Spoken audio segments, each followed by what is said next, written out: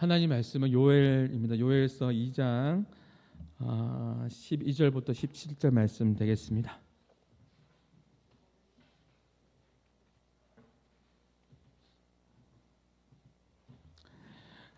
요엘서 2장입니다. 제가 먼저 봉독합니다. 교독합니다. 여호와의 말씀에 너희는 이제라도 금식하고 울며 애통하고 마음을 다하여 내게로 돌아오라 하셨나니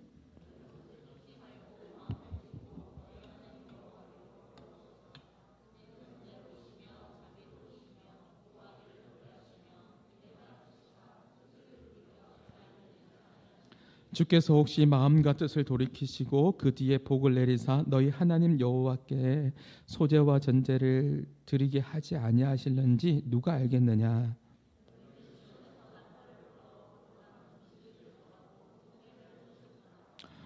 백성을 모아 그 모임을 거룩하게 하고 장로들을 모으며 어린이와 젖먹는 자를 모으며 신랑을 그 방에서 나오게 하며 신부도 그 신방에서 나오게 하고 여호와를 섬기는 제사장들은 낭실과 제단 사이에서 울며 이르기를 여호와여 주의 백성을 불쌍히 여기소서. 주의 기업을 욕되게 하여 나라들로 그들을 관할하지 못하게 하옵소서. 어찌하여 이방인으로 그들의 하나님이 어디 있느냐 말하게 하겠나이까 할지어다. 아멘.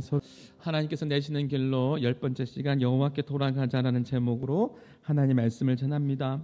요엘서는 호세아와 아모스 성경 사이에 있는 요엘 3장으로 구성된 짧은 성경입니다. 요엘이라는 선지자의 이름의 뜻은 무엇이죠? 여호와는 하나님이시다라는 뜻입니다. 요라는 말은 여호와 야훼의 추각형입니다. 그래서 요엘, 엘은 하나님이잖아요. 그래서 요엘은 이름의 뜻은 여호와는 하나님이시다라는 뜻입니다. 엘리야도 마찬가지죠. 엘은 하나님, 야훼의 추각형. 그래서 엘리야도 이름이 똑같아요. 뜻이 똑같아요. 여호와는 하나님이시다. 그래서 요엘과 엘리야의 이름의 뜻이 똑같아요. 여호와는 하나님이시다. 예전에 제가 고려신학대학원에 신학교에 입학할 때 구약학 교수님 성함이 이성구, 제 이름이 이성구거든요. 이름이 이성구 교수님이 계셨는데 지금은 은퇴하셨어요. 목회하시면서 은퇴하셨는데 그분이 저 입학할 때 면접관이셨는데 면접 보면서 저한테 물어보시더라고요. 자네 이름이 무엇인가? 이성구입니다. 허허, 나 이름하고 똑같네. 그럼 자네 이름의 뜻은 어떻게 되는가? 거룩할 성자의 9글자, 거룩한 9가지 열매, 성령의 열매를 맺는 것입니다 라고 이야기하니까 허허, 이름의 뜻도 같네. 그렇게 이야기하면서 제가 이름에 좀 득을 본 것 같습니다. 좋은 점수를 받아서 그렇게 들어간 것 같아요. 어쨌든 요엘, 여호와는 하나님이시다 라는 뜻을 가지고 있는데 그의 아버지가 궁금합니다. 요엘, 그 이름을 지어준 아버지가 누구냐면 브두엘. 한번 읽어볼까요? 브두엘의 아들 요엘에게 임한 여호와의 말씀이라. 브두엘, 엘 하나님이라고 했죠. 이 브두엘 뜻은 뭐냐면 하나님은 성실하시다, 하나님의 성실이라는 뜻을 가지고 있습니다. 우리가 유추해 볼 수가 있겠죠. 요엘의 부모님 역시 요엘이라는 브두엘이 요엘, 여호와는 하나님이시다, 사랑하는 아들아 여호와 하나님만을 잘 섬겨야 된다라는 의미를 담아서 이름을 지었을 것입니다. 그래서 이 요엘의 가문이 얼마나 신실한 믿음의 가문인지 우리는 유추해 볼 수가 있는 것이죠. 우리 한마음의 성도들의 가정 역시 요엘, 브두엘의 가정처럼 믿음의 명문 가정이 다 될 수 있기를 주님의 이름으로 축복합니다. 요엘서를 보면 요엘서 선지자가 어느 시대에 사역했는지 정확하게 몰라요. 왜냐하면 왕의 이름이 나오지 않기 때문이죠. 그래서 성경학자들은 요엘서를 기록된 시기를 기원전 9세기, 일찍 보면 기원전 9세기로 보고, 또 어떤 학자들은 바벨론 포로 이후에 기원전 3세기로 보기도 합니다. 정확히 요엘 선지자가 어느 왕 때 어느 시대에 사역했는지는 알 수 없지만 요엘서를 해석하는 데는 아무 문제가 없습니다. 왜냐하면 요엘 선지자는 특정 시간에 하나님 말씀을 선포했다기보다는 모든 세대에, 모든 시대에 하나님 백성들에게 필요한 메시지를 전했기 때문에 그렇습니다. 오늘 말씀도 그렇죠. 여러분에게 주시는 그 레마의 말씀이 들려지기를 주님의 이름으로 축복합니다. 그래서 여러분의 가정에서 오늘 저녁에 가정 예배를 드리면서 모든 세대에게, 젊은이들에게, 학생들에게, 또 부모 세대에게 주셨던 그 말씀들을 함께 나눌 수 있는 그런 은혜가 있었으면 좋겠습니다. 요엘서는 크게 두 부분으로 구성되어 있는데 1장 1절부터 2장 17절 말씀은 무엇에 대한 말씀입니까? 심판에 대한 말씀이고요. 2장 18절부터 3장 21절 말씀은 무엇입니까? 회복. 그래서 요엘서는 심판과 회복으로 그렇게 구성되어 있습니다. 우리가 읽었던 오늘 본문은 2장 16절은 여기 보면 심판의 마지막 부분이 되겠죠? 심판의 마지막 부분이 되겠고, 또 2장 18절부터 회복에 관한 말씀이 전해지게 되는데 이 회복에 관한 말씀에 있어서 앞부분이 되겠습니다. 그래서 오늘 우리 본문은 약 중간 부분이 되겠죠. 그러면 먼저 우리가 심판에 관한 말씀을 먼저 살펴볼 필요가 있는데 1장에 보면 심판이 두 가지가 나오거든요. 성경을 통독하다 보면 요엘서 말씀을 보면서 요엘서를 보면서 여러분은 무엇을 떠올리게 되죠? 유재석이가 떠오르게 됩니다. 메뚜기 재앙 죄송합니다. 메뚜기 재앙이 나오죠. 그분의 이름을 언급한 건 마땅한 거 아닌 것 같습니다. 죄송합니다. 메뚜기 재앙이 나옵니다. 메뚜기 1장 4절 말씀을 보면 팥죽이가 남긴 것을 같이 읽어봅니다. 팥죽이가 남긴 것을 메뚜기가 먹고 메뚜기가 남긴 것을 너치가 먹고 너치가 남긴 것을 황충이가 먹었도다. 여기에 보면 팥죽이, 메뚜기, 너치, 황충이 이렇게 나오지 않습니까? 메뚜기 종류의 이름입니다. 여러분 놀라지 마십시오. 메뚜기 종류가 얼마나 많냐면 28,000종입니다. 28,000종. 웬만하면 놀라지 않아요. 우리나라에만 200여 종이 있습니다. 여러분 혹시 메뚜기 드셔보셨어요? 메뚜기 드셔보셨나요? 저는 먹어봤습니다. 메뚜기가요, 우리가 가난한 시절에 고단백질이었습니다. 쇠고기 못 먹을 때 소고기 100g에 65g의 단백질이 있고요. 메뚜기 100g에 70g의 여러분 단백질이 있습니다. 고단백질입니다. 목사님 어떻게 아세요? 찾아봤으니까요. 제가 어떻게 알아요? 요즘 찾아보면 다 나와요. 예전에는 가난한 시절에 그래서 메뚜기를 잡아서 튀겨서 먹었다고요. 제가 기억이 나요. 제가 어렸을 때 성구야 메뚜기 잡으러 가자. 집사님, 권사님들이요 메뚜기 잡으러 그렇게 촌에 갔어요. 메뚜기 잡아서 집사님 댁에서 메뚜기를 튀겨가지고 그것을 또 나누어가지고 그 집에 가서 그렇게 먹었다니까요. 메뚜기 고단백질입니다. 한번 먹어보세요. 메뚜기 튀김이 그때는 그렇게 맛있었습니다. 그렇게 기억이 나서 제가 몇 년 전에 동남아시아 가보니까 메뚜기 튀긴 거 비슷한 거 팔더라고요. 그래서 옛날 생각이 나서 그거 사 먹어보았거든요. 먹어보았는데 그때 깨달았어요. 잘 못 먹겠더라고요. 배고프면 다 맛있구나. 배고픈 시절에 먹으면 다 맛있는 거구나 라는 것을 깨닫게 되었습니다. 이스라엘 들판에 팥중이, 황충이, 너치가 메뚜기 떼가 연거푸 이렇게 급속해서 남아있는 것이 뭐가 있겠어요? 메뚜기가요 보통 6개월 사는데 또 찾아봤어요. 수명이 짧은 만큼 그렇게 번식력이 좋은 게 메뚜기래요. 수명은 짧은데 6개월 사는데 번식력이 엄청나게 좋대요. 하루에 먹는 양이요, 놀라지 마세요. 메뚜기가 하루 먹는 양이 자기 몸무게만큼 먹는데요. 여러분의 몸무게 안 물어보겠습니다. 근데 메뚜기가 먹는데 자기 몸무게만큼 먹는데요. 조금 가식하다 싶으면 자기 몸무게의 3배, 자기 몸무게의 3배를 먹을 수 있대요. 그러니까 메뚜기 떼가 막 오면 그곳이 초토화되는 거죠. 그뿐만 아니라 메뚜기 떼가 지나간 이후에는요 전염병이 따라온다고 하죠. 이스라엘의 가수원과 초목과 논과 밭을 다 먹어 치우는 거죠.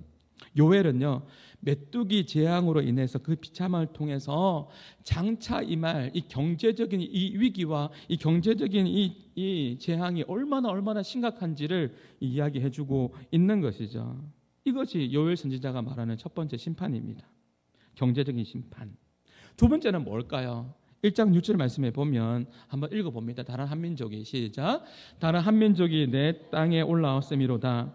그들은 강하고 수가 많으며 그 이빨은 사자의 이빨 같고 그 어금니는 암사자의 어금니 같도다. 굉장히 강하고 무섭습니다. 강하고 수많은 군대가 한 민족이 이스라엘을 짓밟는데 그 민족이 누구냐면 요엘서 2장 5절에 보니까 강한 군사다, 강한 군대라고 되어 있고 2장 20절 말씀 보면 북쪽의 군대다라고 이야기합니다. 이 모든 것을 다 유추해 보면은 누구죠?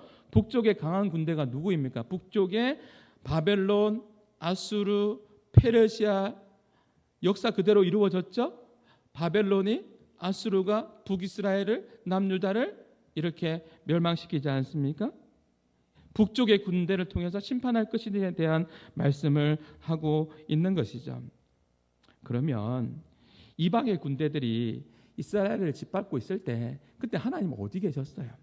우리도 그런 이야기 하잖아요. 내가 예수님을 믿는데 교회를 다니는데 내 인생에 있어서 어려움이 찾아올 때, 내 인생에 정말 아픈 일들이 찾아왔을 때, 이해되지 않는 일들이 찾아왔을 때 우리도 모르게 이렇게 이야기합니다. 하나님 어디 계세요? 하나님 살아 계신 거예요? 도대체 왜 나에게 이런 고통을 줍니까? 나에게 왜 이런 아픔을 주는 거죠? 하나님 어디 계세요? 라고 이야기할 때가 있어요. 이스라엘 백성들도 그랬어요. 근데 참 충격적인 내용이 있는데 그게 뭐냐면 2장 11절에 보면 이런 내용이 나옵니다. 한번 읽어봅니다. 여호와께서 그의 군대 앞에서 소리를 지르시고 그의 진영은 심히 크고 그의 명령을 행하는 자는 강하니 여호와의 날이 크고 심히 두렵도다. 당할 자가 누구냐? 여기 보면 여호와께서 그의 군대, 북쪽의 군대입니다. 북쪽의 군대 제일 앞에서 하나님이 어떻게 북쪽의 그 군대 앞에서 소리를 지르시면서 이스라엘을 심판할 수가 있습니까? 하나님께서 어떻게 바벨론을 들어 사용하십니까? 어떻게 이렇게 할 수 있습니까? 이스라엘 백성들의 입장에서 봤을 때는 굉장히 충격적인 거예요. 북쪽의 군대가 누구라고 이야기했죠? 이방 군대, 아수르, 바벨론, 페르시아 북쪽의 군대입니다. 하나님께서 이스라엘의 편이 되어 주셔서 이방의 군대와 싸워 주셔야 되는데 오히려 이방 군대의 제일 앞에 서서 성경 보세요. 제일 앞에 서서 소리를 지르시면서 심판하고 있다라는 것이죠. 이것이 이스라엘 사람들에게 있어서 얼마나 충격이겠어요. 우리도 충격 받잖아요. 때로는 우리도 충격을 받잖아요. 하나님 어디 계세요? 왜 저한테 그러세요? 이럴 때가 있잖아요. 근데 생각해 보세요. 이스라엘의 군대에게 짓밟힌다면 이방 사람들이 뭐라고 생각할 것 같아요? 이방 사람들이. 바벨론 사람들이, 아수르 사람들이 뭐라고 생각할 것 같냐고요? 북방 군사 앞에서 소리를 질렀기 때문에 그들이 전쟁에 이기고 난 이후에 와, 이스라엘의 신이 우리를 도왔네 이렇게 이야기할까요? 아니요, 천만합니다. 그들은 이렇게 이야기할 겁니다. 우리가 섬기는 신이 지금 계속해서 지금 구약을 보고 있는 거 아세요? 주일마다 지금 계속 구약을 보고 있어요. 이스라엘의 신이 우리 신에게 패배했다. 바벨론의 느보와 벨 기억나세요? 얼마 전에도 이야기했죠. 머르둑이라는 신에게 이스라엘 여호와가 패배당했다. 아수르의 신 같은 경우에 니스룩 신이 이겼다. 이렇게 이야기하지 않겠습니까? 우리가 이스라엘 신을 물리치셨기 때문에 우리가 승리한 거다. 그렇게 해석하겠죠. 그들은요. 이것이 이스라엘 백성들에게 있어서 굉장히 아주 가슴 아플 것입니다. 가슴 아픈 일이죠. 가슴 아픈 일뿐만 아니라 하나님의 이름에도 먹칠이 됩니다. 하나님의 거룩한 그 이름이 땅에 떨어져요. 그런데 이 모든 상황을 하나님께서 왜 모르시겠어요? 왜 하나님께서 바벨론을 그렇게 하박국서도 한번 읽어보세요. 왜 하나님께서 바벨론을 사용할 수밖에 없는 거죠? 왜 이것을 모르시겠어요? 그래도 하나님의 백성들을 바로잡기 위해서 하나님께서 그 수모를 기꺼이 감당하겠다라는 거예요. 하나님께서 그 수모를 기꺼이 감당하여서 하나님의 사랑하는 당신의 그 백성들을 바로잡기를 원하시는 하나님의 마음이 있는 거죠. 너희가 정신을 못 차리면, 너희들이 정신 못 차리면 내가 이런 수모를 당해서라도 너희들이 정신을 차리면 좋겠다라는 것이 하나님 마음입니다. 이것이 하나님의 마음이라는 거죠. 예전에 우리가 철이 없을 때 사고 치면 누가 수모를 당해요? 우리가 철이 없어서 사고 치면 경찰서 가면 누가 수모를 당해요? 부모님이 찾아와서 잘못했습니다. 한 번만 용서해 주세요. 우리 아들 그런 아들 아닙니다. 잘못했습니다. 한 번만 용서해 주세요. 라고 그렇게 빌잖아요. 잘못했다고요. 사랑하는 아들이니까. 사랑하는 딸이니까요. 온갖 수모도 당하죠. 예전에 제가 청소년 사역할 때 저도 경찰서 많이 갔습니다. 그때 바깥에서 사들고 사고 치는 아이들 그렇게 빼내오려고 바깥에서 사들고 가서 찾아가서 대신 사과하고 수모도 당하고 잘못했습니다. 이런 애 아닙니다. 한 번만 용서해 주세요. 그때는 그게 통했습니다. 사랑하는 여러분, 하나님께서 우리가 세상 속에서 살아갈 때 대충 그렇게 살기를 원하지 않으세요. 우리가 잘못된 길로 가는 것을 하나님께서 원하지 않는다고요. 원하지 않는다고요. 바르게 살기를 하나님께서 원하신다고요. 그래서 하나님께서 잠시 수모를 당하시면서까지 당신의 사랑하는 백성들을 위해서 마음 아프지만 사랑의 징계 해초리를 들 때도 있어요. 그 마음이 하나님의 그 마음이 좋겠습니까? 얼마나 마음이 아프실까요? 여러분도 경험해 보셨지 않습니까? 자녀들이 그릇된 길을 갈 때에 부모가 되어서 자식을 혼낼 수밖에 없는, 내 눈앞에 이거 분명하게 잘못된 것인데 참고 인내하다가 혼낼 수밖에 없는 그런 상황들이 우리가 자녀들을 양육할 때 반드시 찾아오잖아요. 저도 있었어요. 제가 여러분에게 어디까지 오픈해야 될지 모르겠지만 우리 아들이 여기서 지금 예배 드리고 있잖아요. 제가 생각해봐도 한 아들, 딸 있는데 제 기억에 한두 번 있는 것 같습니다. 제 기억으로는 제가 크게 혼낸 적이요. 그날 밤에는 제가 잠잘 수가 없는 거예요. 그날 밤만 그렇습니까? 혼내는 아비의 그 마음이 얼마나 마음이 아픕니까? 하나님의 마음 생각해 보셨습니까? 요에스에는요, 하나님께서 메뚜기 떼와 이방 나라를 들어서 심판할 것에 대해서 이야기합니다. 근데 사실 하나님의 목적은요, 심판의 목적은 아니었어요. 이제라도 금식하며 돌아오라는 것이었죠. 이것이 하나님의 마음이었어요. 12절의 말씀 한번 읽어보겠습니다. 여호와의 말씀에 시작. 여호와의 말씀에 너희는 이제라도 금식하고 울며 애통하고 마음을 다하여 내게로 돌아오라 하셨으니, 이제라도 돌아와라. 이것이 하나님의 마음입니다. 이제라도 돌아와라 라는 거죠. 13절에 보면 너희는 시작. 너희는 옷을 찢지 말고 마음을 찢고 너희 하나님 여호와께로 돌아올지어다. 여호와의 말씀에 너희는 금식하면서 이제라도 돌아와라. 하나님께서 요엘 선지자를 이스라엘 백성들에게 보내주신 이유입니다. 너희들이 이렇게 망할 거라고, 너 망한다, 북방 군대에 의해서 바벨론의 아수르에서 망한다, 겁주려고 하나님께서 말하는 게 아니에요. 겁을 주려고 말하는 게 아니에요. 이제라도 마음을 다해서 애통하면서 옷 찢지 말고 마음을 찢어라. 유대인들이 옷을 찢었거든요. 회개할 때 옷을 막 찢어가면서 나 이렇게 한다라고 형식적으로 보여준 거예요. 그거 아무 의미 없다. 형식적인 거 아무 의미 없다. 옷 찢지 말고 마음 찢으면서 중심으로 회개하면서 그렇게 여호와께 돌아오라고 이야기하죠. 한국 교회 성도들에게 이야기하는 거예요. 형식적으로 예배하지 말고 회개하면서 여호와께로 돌아오라고 이야기합니다. 코로나라는 엄청난 재앙 앞에서, 경제적인 재앙 앞에서 우리는 속수무책입니다. 지금도 임대되어 있는 곳이 너무너무 많습니다. 어떻게 하면 좋을까요? 힘듭니다. 한국 교회는 어떻습니까? 계속해서 무너지고 있습니다. 사실 이렇게 우리나라가 복받은 나라입니다.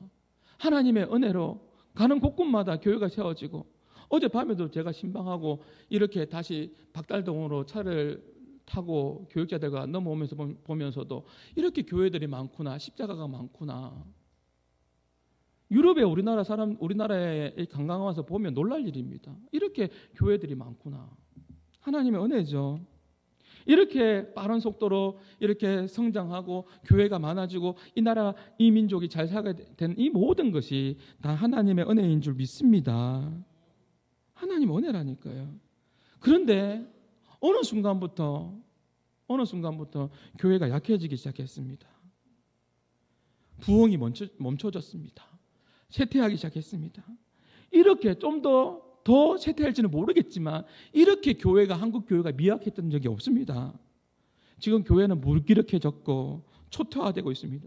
교회는 분열되고 쇠퇴화되고 있습니다. MZ세대라고 말하고 MZ세대 여러분 아시죠? 1980년도부터 2007년도 사이에 우리 청년들 그 복음화율이요. 여러분 놀라지 마십시오. 어차피 안 놀랄 거니까. 10명 중에 1명도 여러분 교회 안 다녀요. 안 다닌다니까요. 2.3%도 안 돼요, 사실은. 우리나라의 인구의 복음화율이 한때는 막 그런 이야기 했어요. 막 25%, 20% 넘어간다. 막 그런 이야기 했거든요. 지금의 통계는요, 13%도 잘 안 될 것 같아요. 771만 명. 더 끔찍한 거는 뭐냐면 800만 명. 거기에 뭐가 들어가 있는 줄 아세요? 이단의 숫자들도 통계에 들어가 있습니다. 어떻게 하면 좋을까요? 대학의 캠퍼스마다 여러분 대학생들 가운데에 교회 나가거나 예수 믿는다라고 말하는 학생들의 복음화율이 2.5%도 안 됩니다. 교회 안에 젊은이들이 없어요. 우리 교회는 그나마 젊은이들이 좀 있지만 교회 안에 젊은이들이 없습니다. 시골에 가거나 유럽의 미국의 교회들에 가보면 교회들이 점점 더 여러분 다 할아버지 할머니밖에 없습니다. 어떻게 하면 좋을까요? 젊은이들이 없다니까요. 10명 중에 1명도 예수를 안 믿는다니까요. 지금 현실이 그런 상황입니다. 심각한 상황이에요. 이렇게 한 세대가 지나가서 40년이 지나가서 또 한 세대가 또 지나가면 우리는 저 좋은 천국에 가 있겠지만 여러분 상상해 보셨어요? 한국 교회에 대해서? 생각해 보셨습니까? 이것이 굉장히 심각한 겁니다. 그래서요 우리가 그렇게 기도하지 않습니까? 자녀가 부모보다 잘 되는 교회가 되게 해달라고. 그냥 기도하는 게 아니에요. 한국 교회의 미래를 바라보면서 우리의 미래를 바라보면서 하나님 그렇습니다. 우리 부모 세대도 중요하지만 우리 부모 세대의 믿음도 중요하지만 우리 다음 세대의 믿음 하나님 흔들리지 않게 해주시고 우리 다음 세대가 부모 세대보다 더 믿음 좋고 더 존귀하게 귀하게 쓰임받게 하여 주옵소서. 기도해야 되지 않겠습니까? 기도해야 됩니다. 금요 기도에 오셔서 여러분 다른 기도는 놓치더라도 여러분 자녀를 위해서 여러분 손주를 위해서 여러분 다음 세대를 위해서는 꼭 기도하셔야 돼요. 한국 교회가 어쩌다가 이렇게 되었습니까? 하나님 은혜가 부족합니까? 무엇이 문제일까요? 그에 비해서 이단들은 점점 활개를 치고 있습니다. 지금 우리가 해야 될 것이 무엇입니까? 조금 마음이 무겁겠지만 제가 항상 무거운 이야기 하는 건 아니지 않습니까? 좀 들으십시오.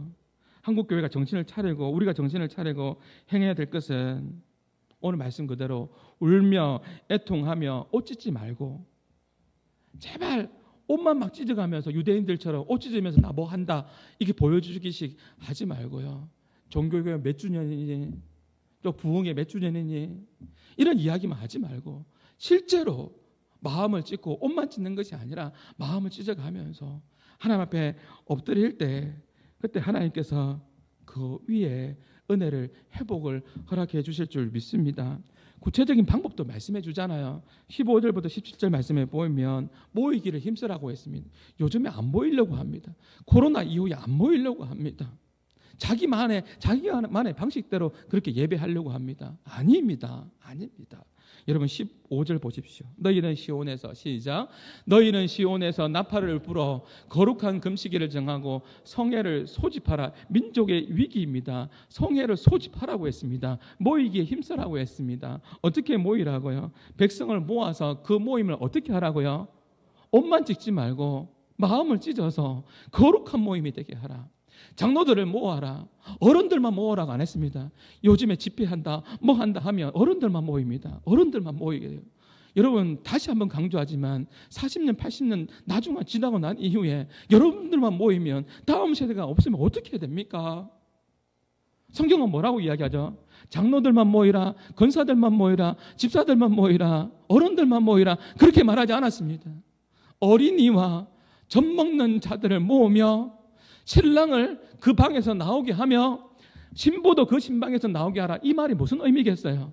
신랑과 신부 그 행복한 그 시간들을 유보하면서 그 신랑과 그 신부들이 이제 얼마나 행복해요. 근데 중요한 것이 뭐냐면 민족이 지금 위기다. 백성들이 위기다. 너희들의 행복한 것도 다 내려놓고 어린아이와 어른들 할 것 없이 다 같이 성회로 모여서 옷을 찢지 말고 마음을 찢으면서 그렇게 믿음으로 반응해라 라고 하는 거죠. 여호와를 섬기는 제사장들은 낭실은 현관입니다.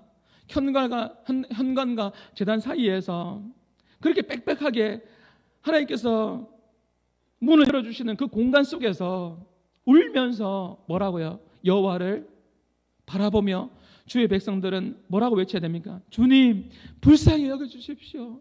불쌍히 여겨주십시오. 마음을 찢으면서 그렇게 믿음으로 나가라는 것이죠. 여호와께 돌아오라는 것입니다. 하나님께서 이스라엘에게 심판을 예언하신 이 이유는 너무나 분명합니다. 그것이 뭐죠? 회개하고 마음 찢고 여호와께 돌아오라는 겁니다. 단순히 겁주기 위함이 아닙니다. 이렇게 이스라엘이 하나님께 회개하고 돌아오면 그러면 이제는 조금 여러분의 마음 편해질 거예요. 어떤 회복이 있냐면 내가 마음을 찢고 하나님 앞에 말씀 앞에 믿음으로 반응하면 하나님께서 회복을 주시는데 우리의 가정에 우리의 자녀에게 우리의 교회에 한국 교회에 민족에게 회복을 주시는데 어떤 회복을 주시느냐. 그래서 오늘 이 요에스의 말씀을 우리가 깊이 있게 말씀을 봐야 돼요. 어떤 회복을 주냐면 18절부터 그때의 회복이 일어나는데 19절부터 보면 어떤 회복이 있냐면 같이 한번 읽어봅니다. 여호와께서 그들에게 응답하여 이르시기를 내가 너희에게 곡식과 새 포도주와 기름을 주리니 너희가 이로 말미암아 흡족하리라. 흡족해 되는 이 은혜를 회복시켜 주신다라는 것이죠. 경제적인 부분, 영적인 부분, 삶에서 흡족하게 되는, 제 눈에는 유독 흡족이라는 단어가 말씀을 준비하는데 들어오네요. 흡족해 되는 이 회복을 하나님께서 허락해 주신대요. 그 내용이 24절부터 또 이어지는데 그 곡식이 얼마나 가득 차냐면 마당에는 시작 마당에는 밀이 가득하고 독에는 새 포도주와 기름이 넘쳐날 것에 대한 이 회복의 메시지를 허락해 주시는 것이죠. 그리고 갚아주신 은혜가 있는데 25절입니다. 시작 내가 전에 너희에게 보낸 큰 군대 곧 메뚜기와 너치와 앙충과 팥중이가 먹은 횟수대로 너희에게 갚아주려니 큰 군대는 북방의 군대겠죠. 그 군대가 또 재앙이 있어서 메뚜기와 너치와 앙충이와 팥중이가 다 그때가 자기 몸무게의 몇 배를 먹는다고요? 3배. 그 메뚜기 때가 다 지나가니까 초토화되어 버렸는데 그 백성들이 돌이키고 마음을 찢고 하나님 앞에 믿음으로 반응했을 때는 갚아주시는 은혜를 회복시켜주시는 그 은혜를 허락해 주시겠다라는 거죠. 그러면서 26절입니다. 너희는 시작 너희는 먹되 풍족히 먹고 너희에게 놀라운 일을 행하신 너희 하나님 여호와 이름을 찬송할 것이라. 내 백성이 영원히 수치를 당하지 아니하리라. 너무너무 힘들었는데 이 모든 수치를 당하지 않겠고 경제적으로도 너무나 힘들었는데 다시 갚아줄 것에 대해서 흡족하게 갚아줄 것에 대해서 하나님께서 약속하고 있다라는 거죠. 이 나라 이 회복이 한국교회 회복이 어떻게 가능한지 오늘 이 말씀 앞에서 우리가 힌트 삼을 수 있을 겁니다. 형식적인 옷을 찢는 것이 아니라 마음을 찢고 그 말씀 앞에 믿음으로 반응하는 것이죠. 더 놀라운 회복함이 계속 이어집니다. 19절 한번 보시겠습니까? 19절에 20절에 보면 자, 내가 다시는 너희가 다른 나라 가운데서 욕을 당하지 않게 할 것이며 그리고 20절이죠. 내가 북쪽 군대 아까 이야기했죠. 그 북쪽 군대를 멀리 떠나게 할 것이다. 메마르고 적박한 땅으로 쫓아낼 것이다. 그 앞에 부대는 어디로요? 동해 어디? 사해로 보낼 거고 그리고 그 뒤에 부대는 소해로 어디로요? 지중해로 보낼 거니까 걱정하지 말라는 거죠. 상한 냄새가 일어나고 그리고 악취가 오르니 아무리 많은 강한 군대라 할지라도 내가 물리쳐서 무엇을 보여주겠다라는 거 20절에 큰 일을 행할 것을 보여줄 것이다 라고 그렇게 말씀하고 있는 것이죠. 마지막으로 세 번째 이제 회복이 뭐냐면 21절에 보면 땅이여. 이건 이스라엘 백성들과 그리고 세상 모두를 향해서 말씀해 주는 거예요. 그러니 마음을 찢었을 때 두려워하지 말고 이제 기뻐하라. 즐거운 일들이 임할 것이다 라고 말씀하고 있는 거죠. 그리고 22절에도 보면 들짐승들아 두려워하지 말라. 우리 하나님 너무너무 좋으신 분이시죠. 왜 들짐승들이 두려웠을까요? 먹을 것이 없어요. 그렇잖아요. 방충이가, 너치가, 메뚜기떼가 다 썰어가 버렸어요. 먹을 것이 없네요. 먹을 것이 없으니까 들짐승들도 두려운 거예요. 굶어 죽는 거잖아요. 그러니 들짐승들아 너희들도 두려워하지 마라. 왜죠? 들의 풀이 싹이 나며 나무가 열매를 맺으며 이제 회복이죠. 무화과 나무와 포도나무가 다 뭐죠? 힘을 내는 데다. 먹을 것이 있는 거예요. 이제 먹을 것이 있는 거죠. 그러면서 23절입니다. 우리들에게 주시는 메시지. 시온의 백성들아 자녀들아. 믿음의 백성들에게 주는 메시지죠. 같이 한번 읽어봅니다. 시온의 자녀들아 너희는 너희 하나님 여호와로 말미암아 기뻐하며 즐거워할지어다. 그가 너희를 위하여 비를 내리시되 이른 비를 너희에게 적당하게 주시니 이른 비와 늦은 비가 예전과 같을 것이라. 우리에게 말씀하십니다. 기뻐하라고, 두려워하지 말라고 말씀하고 있는 것이죠. 이른 비와 늦은 비가 예전과 같을 것이다. 예전과 같은 그 놀라운 그 하나님의 그 은혜를 베풀어 주실 거라는 거죠. 너희가 내게 와서 마음을 찢고 돌아오면 곡식이 풍성해질 것이며 흡족해야 될 것이고 가득하게 채워질 것이고 원수들은 사라지게 될 것이고 두렵게 하는 것이 있지 않습니까? 땅이여 두려워하지 말라. 여러분을 두렵게 하는 요소가 무엇이에요? 오늘 예배 드리면서 두렵게 하는 요소가 무엇일까요? 근데 하나님께서 말씀하시죠. 두려워하지 말라. 기쁨과 즐거움으로 하나님을 찬송하면서 살게 될 것이다.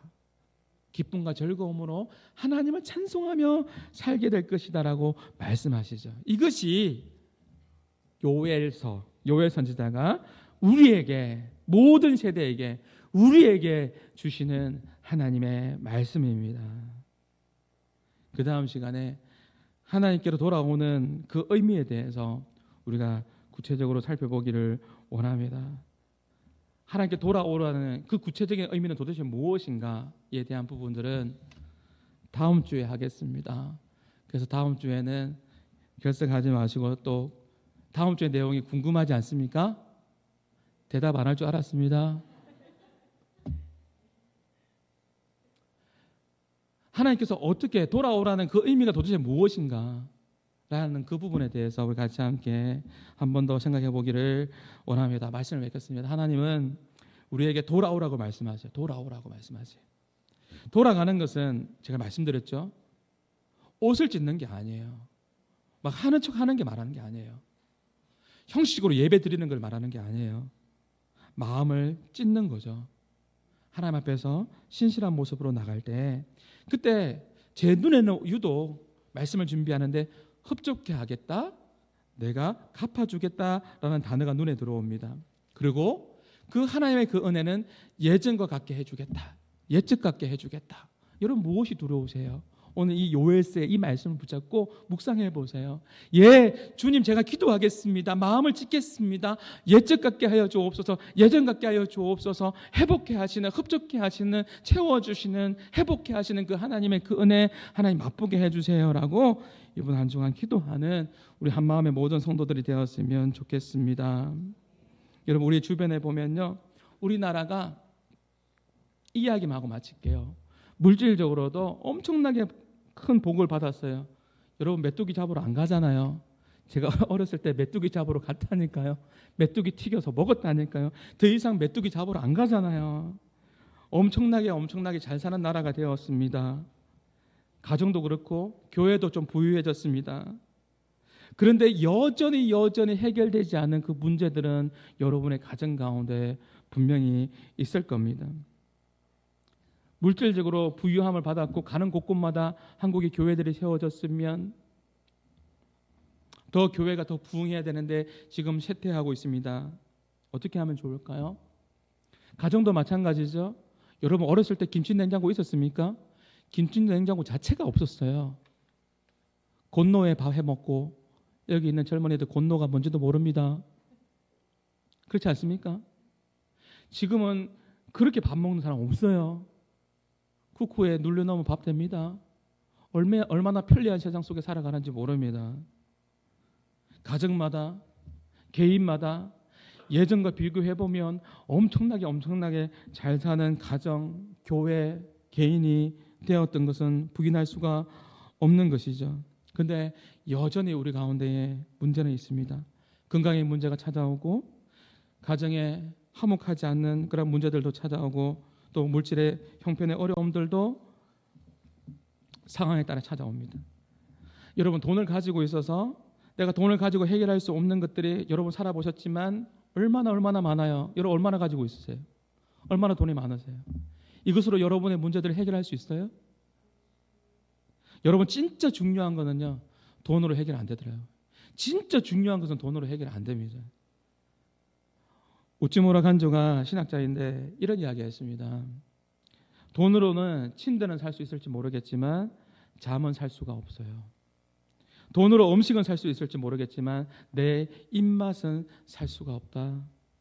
돈으로 약은 살 수 있을지 모르겠지만 내 건강은 살 수 없더라. 돈으로 편안한 삶을 살 수 있을지 모르겠지만 오늘도 여러분 얼마나 편리해요? 버스 타고 오고 자가용 타고 오고 얼마나 편리한 세상 속에 살아가요? 그렇지만 우찌무라 간조가 이런 이야기하죠. 돈은 편안한 것은 살 수 있을지 모르겠지만 내 안에 평안함은 살 수가 없습니다. 돈으로 쾌락을 살 수 있을지 모르겠지만 진정한 행복은 살 수 없습니다. 오늘 하나님께서 우리에게 말씀하십니다. 뭐라고요? 온 마음으로 옷을 찢지 말고 마음을 찢으면서 여호와께로 돌아오라고 그렇게 말씀하고 있습니다. 그러면 주님께서 회복시켜 주시는데 어떻게 해요? 흡족하게 그렇게 채워주실 것이다. 두려워하지 마라. 메뚜기 떼가 지나가서 다 싹쓸어 버려도 북방의 군대가 와서 그렇게 심판해도 그 두려워하지 말라는 거죠. 다시 회복시켜 주실 거라고 말씀하고 있는 것이죠.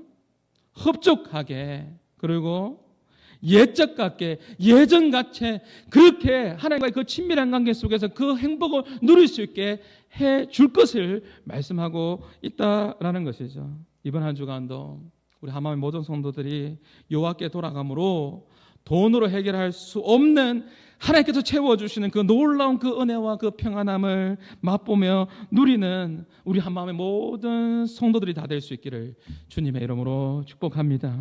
우리 말씀을 기억하시면서 우리 온 마음 다해 주님을 사랑합니다. 우리 찬양으로 같이 함께 찬양하기를 원합니다. 온 마음 다해 주님을 사랑합니다. 온 마음 다해 주 사랑하라. 생명 다해 주 사랑하라. 뜻을 다하여 사랑하라. 온 마음 다해 생명 다해 옷을 찢지 말고 마음을 들여서 온 마음 다해 주 사랑하라. 생명 다해 주 사랑하라. 우리의 마음과 뜻을 다하여 사랑하라. 온 마음 다해 생명 다해 주 사랑해. 사랑합니다. 사랑해요. 존귀하신 주 사랑해요. 큰일 행하셨네. 사랑해요. 더욱 사랑해. 온 마음 다해 생명 다해 주님 사랑합니다. 고백합니다. 사랑해요. 존귀하신 주 사랑해요. 큰일 행하셨네. 사랑해요. 더욱 사랑해. 우리 마지막으로 한 번 더 우리 마음을 다하여 주님 사랑합니다. 고백하며 나갑니다. 사랑합니다. 사랑해요. 존귀하신 주 사랑해요.